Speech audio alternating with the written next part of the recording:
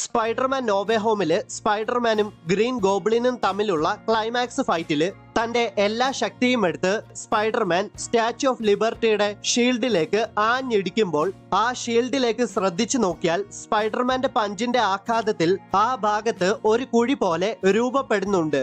എന്നാൽ പിന്നീടുള്ള സീനില് ആ ഷീൽഡിൽ സ്പൈഡർമാൻ പഞ്ച് ചെയ്തതിന്റെ യാതൊരു പാടോ കുഴിയോ ചളുക്കമോ ഒന്നും തന്നെ കാണുവാൻ സാധിക്കുന്നില്ല. ആ ഷീൽഡ് എന്താ റബ്ബറാണോ? ഇത് മാർവൽ സ്റ്റുഡിയോസിന്റെ ഭാഗത്ത് നിന്ന് വന്ന ഒരു ചെറിയ മിസ്റ്റേക്ക് ആണ്. എന്തായാലും സ്പൈഡർമാൻ നോവേ ഹോം എന്ന സിനിമയുടെ ആസ്വാദനത്തെ അത് മോശമായിട്ട് ബാധിക്കുന്നില്ല. സ്പൈഡർമാൻ നോവേ ഹോമിന്റെ ക്ലൈമാക്സ് ഫൈറ്റില് 3 സ്പൈഡർമാന്റെയും മുമ്പിലേക്ക് ഇലക്ട്രോ പ്രത്യക്ഷപ്പെടുന്നുണ്ട്. ഇവിടെ ഈ സീനിൽ ശ്രദ്ധിച്ചു നോക്കിയാല് 2-3 സെക്കൻഡ് മാത്രം ഇലക്ട്രോയുടെ ഫേസിനെ കവർ ചെയ്ത് ഒരു മാസ്ക് പോലെ സ്റ്റാറിന്റെ രൂപത്തിൽ ഇലക്ട്രിസിറ്റി ജനറേറ്റ് ആവുന്നുണ്ട്. 2 അല്ലെങ്കിൽ 3 സെക്കൻഡ് മാത്രമേ ഉള്ളൂവെങ്കിലും അത് കോമിക്സിലെ ഇലക്ട്രോയുടെ ഒറിജിനൽ കോസ്റ്റ്യൂമിന്റെ ചെറിയൊരു റെഫറൻസ് ആണ്.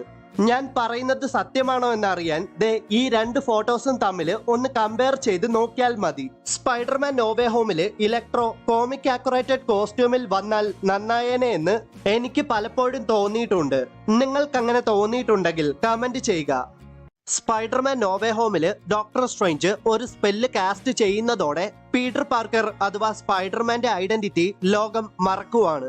എന്നാൽ പീറ്റർ പാർക്കർ ആരാണെന്ന് അറിയാവുന്ന ഒരാൾ ഇപ്പോഴും നിലവിലുണ്ട്. ഡോക്ടർ സ്ട്രേഞ്ച് കാസ്റ്റ് ചെയ്ത സ്പെല്ല് ഹ്യൂമൻസിനെ മാത്രമേ ബാധിക്കൂ. അത് ആർട്ടിഫിഷ്യൽ ഇന്റലിജൻസിനെയോ റോബോട്ടുകളെയോ ബാധിക്കുമെന്ന് എനിക്ക് തോന്നുന്നില്ല. അതുകൊണ്ട് ഒരു പക്ഷേ ഈടുത്ത ഗ്ലാസുകൾക്ക് പീറ്റർ പാർക്കറിനെ ഇപ്പോഴും അറിയാമായിരിക്കാം. അത് മാത്രമല്ല പീറ്റർ പാർക്കർ ആണ് സ്പൈഡർമാൻ എന്ന് മിസ്റ്റീരിയോ റിവീൽ ചെയ്ത ആ ടേപ്പ് ഇപ്പോഴും നിലവിലുണ്ടായിരിക്കാം.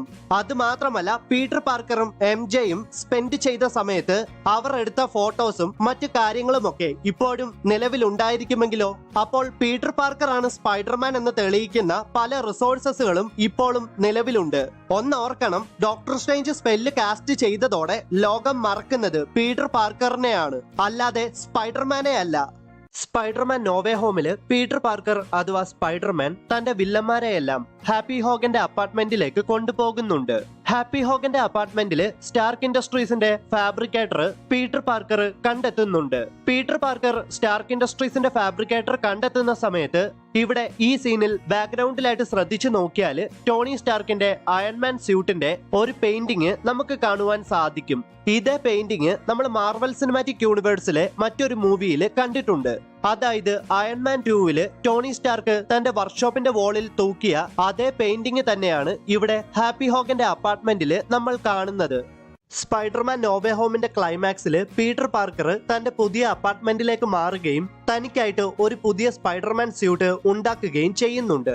ടോബി മഗ്വയറിന്റെ സ്പൈഡർമാൻ സ്യൂട്ടും ആൻഡ്രൂ ഗാർഫീൽഡിന്റെ ദി അമേസിംഗ് സ്പൈഡർമാൻ സ്യൂട്ടും ഇൻസ്പയർ ചെയ്തിട്ടാണ് ടോം ഹോളണ്ടിന്റെ പീറ്റർ പാർക്കർ അഥവാ സ്പൈഡർമാൻ തന്റെ പുതിയ സ്യൂട്ട് ഉണ്ടാക്കിയിട്ടുള്ളതെന്ന് ഞാൻ പറഞ്ഞാൽ നിങ്ങൾ വിശ്വസിക്കുമോ?